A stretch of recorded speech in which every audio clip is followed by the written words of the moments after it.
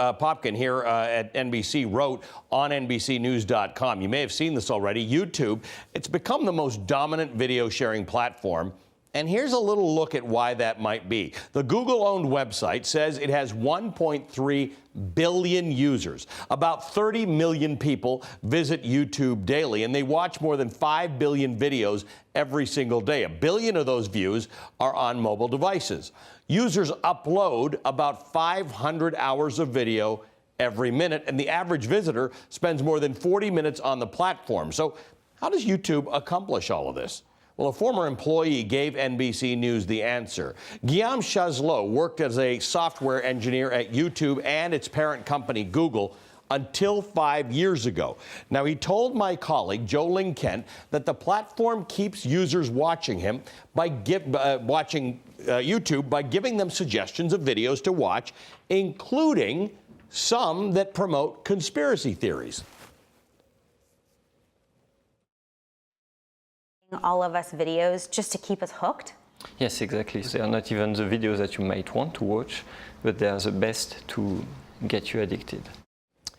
Now, YouTube told NBC News that Google fired Chazlot for performance issues. The company also said that our recommendation system has changed substantially over time and no longer works the way it did 5 years ago. Google added that we made algorithmic changes to better surface clearly labeled authoritative news sources in search results, particularly around breaking news events. I want to bring in NBC News senior business reporter Ben Popken, who, as I mentioned, wrote a fascinating article on this issue for NBCnews.com. But in typical Ben fashion, you tried it out yourself to see how much has really changed. Yeah, absolutely. So I'm a dad, and my kid has a science project. He's researching space. So I try this out, what Guillaume's been telling us, and I type in Saturn. I type in Uranus. And I see a few headlines that kind of grab my eye, and I get a little curious. I click on them, and I find myself sort of tumbling down this click hole, if you will, that's going farther and farther away from the animations and documentaries. I was looking to get a few facts to help with my kid's project.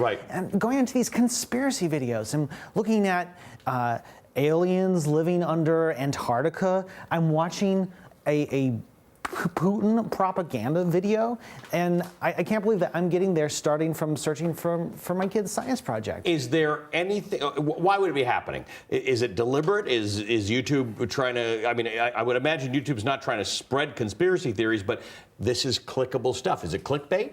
That you're more likely to click on aliens living under Antarctica than you are on something that's real? In a way, clickbait is a good kind of umbrella term to talk about.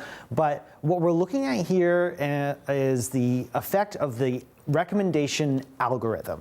So this is basically a recipe that anybody who uses YouTube knows. You're looking at something in the main window, and down the right there are things that in theory you would like. YouTube is constantly suggesting to its users, you search for this, you might like this. You know, we're used to this with Netflix. You watched Sleepless in Seattle, you might like The Notebook. But there seems to be an extreme gap, a skewing that's happening with these results, where it's you search for NASA, you might like to learn about how the moon landing was faked. And that's really concerning. So